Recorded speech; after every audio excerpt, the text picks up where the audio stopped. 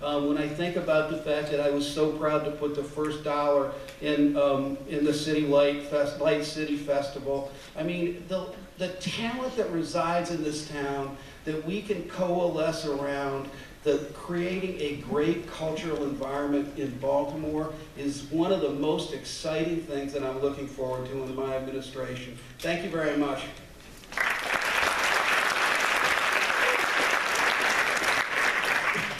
Hello everyone, my name is Wilton Wilson. I'm from Jamaica, and I grew up in this kind of environment, so this is no stranger to me. What is really funny to me is that there's so much resource in this city, but yet the city local government does not really participate hands-on in this kind of environment. If I become mayor of this city, I'll definitely form a contract with this community to make sure this community grow. This community can establish a foundation to let people know about this city. So the three things that I will make sure with this city, we have to make the city safe. Once we make this city safe, we can attract visitors to come to this city. It doesn't make sense if we have artists in this city cannot sell their product or get exposure. So we have to get involved as the mayor of this city and have first hand on every activity that participate in this kind of activity. So what I'm saying to you is that as mayor, the first 100 days, I would make sure this is one of my top priorities. The arts is my heart. Thank you. Chris? My name is Crystal Williams. Okay. Jack Thompson. Okay. What made you participate in this forum? Well, I'm a part of the Citizens Arts Steering Committee, and as an arts educator in Baltimore City, I feel like the arts have been greatly neglected, especially when it comes to the political moves of Baltimore City. So I wanted to make sure that I was a part of something that would bring a light to some of the needs that we have in the arts community. Mm-hmm. How about you? I'm a cultural organizer for the Youth Resiliency Institute. Where's that?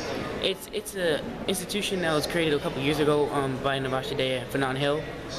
So I work with them to help out with like different cultural things, like a lot of events with cultural aspects, and it also includes things that include like art, singing, dancing, a lot of stuff like that. So and I'm also a regular student, and I do appreciate having the opportunities to draw, paint, sing, dance, all those things that I feel like have helped build me as a person, and I do enjoy doing them, and I want other students to enjoy the same type of thing. So as a result of there being neglect, so to speak, of arts in schools, what has happened to the youth in Baltimore? I feel like they don't have an outlet of expression, and I feel like if you don't provide positive outlets, you get negative outlets. And some of the things that we used to have as arts culture in Baltimore City has ceased to exist over time, and it seems like no one has been really paying attention. And at the end of the day, it's about them, and it's about the things that they enjoy doing. And most of us can say that a city without the arts representing our youth is not a city that's going to go very far as what they can become over time. I agree. Art, working with arts, learning how to do artistic things, it helps build up your mind, your cognitive functions. It helps you understand the world a little bit better, how you see things, you see it more in an artistic way, and it helps you create more. And I always find that creation is better than destruction, of course. So I'd rather, when I create things, I'm building myself up both, physically and mentally, becoming a better person emotionally and mentally. And what about some of your friends who are not in that sort of activity? How are they doing? Well, I feel like they, a lot of times they aren't doing as well, maybe academically. Mm-hmm. They focus their efforts elsewhere, maybe not in arts, but sports, something like that. And sports is good, but having at least having a little bit of your experience in arts also helps build your character too. And sports can't, that can't just take up, it doesn't build you enough, you need more. So, I mean, they're doing fine, but they could be doing better. Mm-hmm. It's like you can't teach old dogs new tricks. Right. The world have changed. Time has changed. People has changed. And so the old politicians do not understand that. If they do understand it, they're slow in acting and make things done. And that's why it's important for somebody who is new and understand the pace of what's going on is to get things done. Instead of waiting 2 weeks, to get it done in a week. And that's as important to the city. What is happening in this city is because things have been dragged on for too long.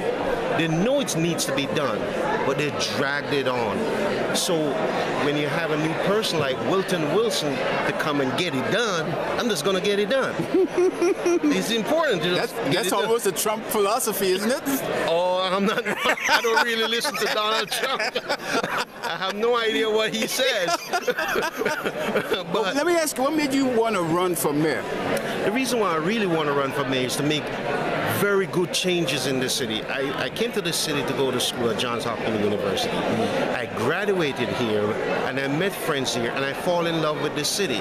Ever since I've been here, I go to different community. I'm also a nurse practitioner. So I go into different communities and I see all their needs are not being met, and they always ask me, what can I do about it? I said, well, you tell me. They said, run for office. If you get in there, you can make changes. So when I got serious about running for office, then some of my friends said, why would you want to get involved in such a dirty, nasty, corrupt profession? Yeah. I said, it's really not really a profession. What it is that there are good people here. They can be good people, be a politician. And as a nurse and involved with patient care and family, I understand all that concept. So that's why I'm running for mayor, to bring something fresh ideas, Now, new ideas. who's going to fund your campaign? Well, the people. And hopefully, if I don't get a massive amount of money like the other candidates, hopefully it goes around word by mouth. And so I'm just trying to send a message out, and I welcome any person who wants to fund my campaign is welcome. So what was the conviction? I mean, people have been telling you to do this, but what convinced you, well, I might as well try in 2016? Oh, I ran in 2011. Oh, you did? I didn't know that. Sorry. Yes, I ran in 2011. Back then, I was frustrated about why they're not dealing with the issues of ordinary people. They closed the HIV clinics. They're not expanding public health. We have a lot of mental health issues. And so I said, well, there's no voice here. So I want to be the voice of the people. I have a background in accounting, so budgeting and control of money is not an issue with me. Being mayor, the most important thing is priority. What is the priority of the mayor who sits there? Right. Now, for the past 10 years, you can see where the priority of these mayors. So it's not for the poor or the working poor. I'm in here to represent the working poor. So from 2011 now to 2016, has your following grown? Oh yeah, most definitely. They always encourage me. Try again. Yeah, to try again. If you're not successful, try again. Okay. Until you become successful, because they say, I know I'm a good person. Yeah. And I know that I'm not gonna, I live by my word. And my word is my conviction. If I say I'm gonna do something, I'm gonna get it done. So how much pressure is this on you to be known throughout Baltimore? No pressure. No pressure. No pressure? No pressure at all. How are you getting the word out? Knocking on doors. Knocking on doors. And I will be coming to your door soon. It's great to talk to you. A nice talking to you too. Wilton Wilson.